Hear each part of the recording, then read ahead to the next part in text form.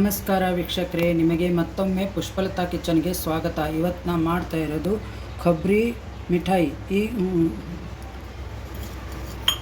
ಈ ಕೊಬ್ಬರಿ ಮಿಠಾಯಿಗೆ ಇದು ಒಂದು ಲೋಟ ಈ ಥರ ತೊಗೊಂಡ್ಬಿಟ್ಟು ಎಷ್ಟಿದೆಲ್ಲ ಅದನ್ನು ಅಳತೆ ಮಾಡಬೇಕು. ಅದರ ಪ್ರಕಾರನೇ ಸಕ್ಕರೆ ತೊಗೋಬೇಕು.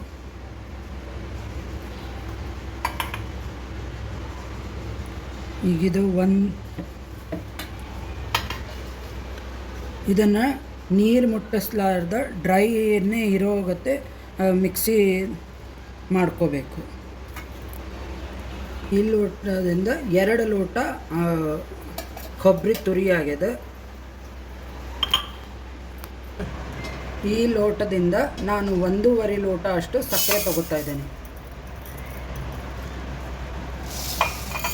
ನಾವು ಯಾವ ಲೋಟದಿಂದ ಕೊಬ್ಬರಿ ಇದನ್ನು ಅಳತೆ ಮಾಡಿದ್ದೀವಿ ಅದೇ ಲೋಟದಿಂದನೇ ಸಕ್ಕರೆ ತಗೋಬೇಕು.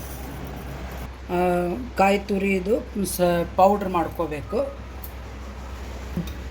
ಈ ಥರ ಒಂದು ತಟ್ಟೆಗೆ ಸವರ್ಕೋಬೇಕು ತುಪ್ಪನ. ಥರ ಪ್ಲೇಟಿಗೆ ಎಲ್ಲ ಕಡೆ ಸವರ್ಕೋಬೇಕು.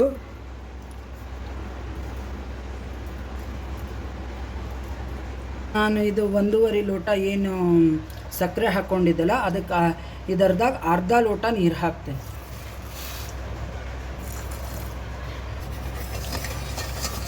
ಇದನ್ನು ಚೆನ್ನಾಗಿ ಕರಗಿಸ್ಕೋಬೇಕು ಸಕ್ಕರೆನ. ಆಮೇಲೆ ಒಂದು ಎಳೆ ಪಾಕ ಬರಬೇಕು.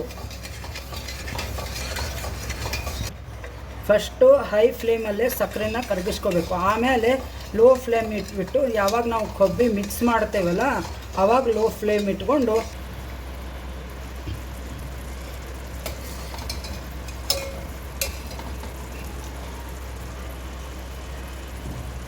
ಈ ಥರ ಒಂದು ಎಳೆ ಬರಬೇಕು. ಈಗ ಸ್ವಲ್ಪ ಬಂದಿದೆ. ಇವಾಗೇ ನೀವು ಬೇಕಾದರೆ ಕೊಬ್ಬರಿ ಹಾಕೋಬೋದು. ಅದಕ್ಕೆ ಇದನ್ನು ತೊಂದರೆ ಇಲ್ಲ, ಬರಬೇಕಂತ ಏನಿಲ್ಲ. ಅದು ನೋಡಿ ಈ ಥರ ಸ್ವಲ್ಪ ಎಳೆ ಬರಬೇಕು.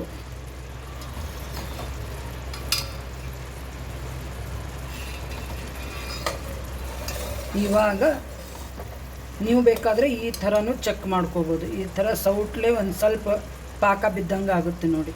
ಈ ಥರನೂ ಚೆಕ್ ಮಾಡ್ಕೋಬೋದು.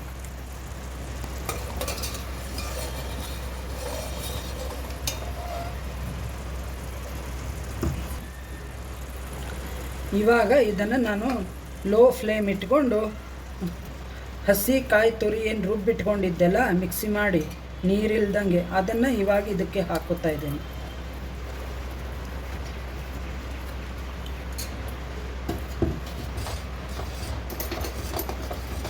ಇವಾಗ ಇದಕ್ಕೆ ಎಲ್ಲ ಅದರದ್ದು ನೀರೇನಿರುತ್ತಲ್ಲ ಸಕ್ಕರೆದು ಅದನ್ನೆಲ್ಲ ಆವಿ ಆಗೋವರೆಗೂ, ಅಂದರೆ ಕೊಬ್ಬರಿಗೆ ಹೊಂದ್ಕೊಳ್ಳೋವರೆಗೂ ಈ ಥರ ಕೈ ಬಿಡ್ದೇ ಸೌಟ್ ಈ ಥರ ಮಾಡ್ತಾ ಇರಬೇಕು.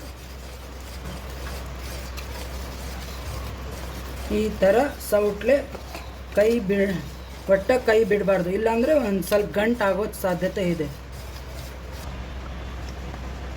ಒಂದು ಈ ಸ್ಪೂನ್ಲೆ ಅರ್ಧ ಸ್ಪೂನಷ್ಟು ಏಲಕ್ಕಿ ಪೌಡ್ರ್ ಹಾಕ್ತಾಯಿದ್ದೇನೆ.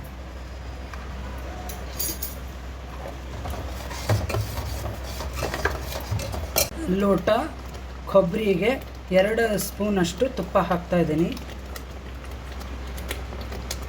ನೀವು ಬೇಕಾದರೆ ಇದಕ್ಕೆ ಡ್ರೈ ಫ್ರೂಟ್ಸು ಹಾಕೋಬೋದು.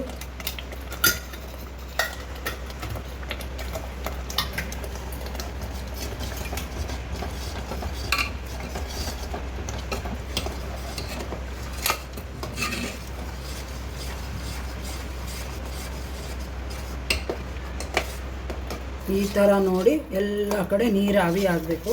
ಇದು ಒಂದು ಸ್ವಲ್ಪ ಮುದ್ದೆ ಹೆಂಗೆ ಇದನ್ನು ಮಾಡ್ತೇವಲ್ಲ, ರಾಗಿ ಮುದ್ದೆ ಹೆಂಗೆ ಉಂಡೆ ಮಾಡ್ತೇವಲ್ಲ ಆ ಥರ ಇದು ಆಗಬೇಕು. ನೀರು ಮಾತ್ರ ಇಲ್ಲಿ ಸೈಡಿಂದೆಲ್ಲ ಈ ಥರ ಬಿಟ್ಕೋಬೇಕು. ಇಲ್ಲಿ ನೋಡಿ ಎಲ್ಲ ಬಿಟ್ಕೊಂಡಿದೆ. ಈ ಥರ ಕೈ ಬಿಡ್ದೇ ಇದನ್ನು ಮಾಡಬೇಕು. ಇವಾಗ ಈ ಥರ ಮುದ್ದೆಗತ್ತೆ ಆಗಿದೆ ನೋಡಿ. ಇನ್ನೂ ಸ್ವಲ್ಪ ಗಟ್ಟಿ ಆಗಬೇಕು.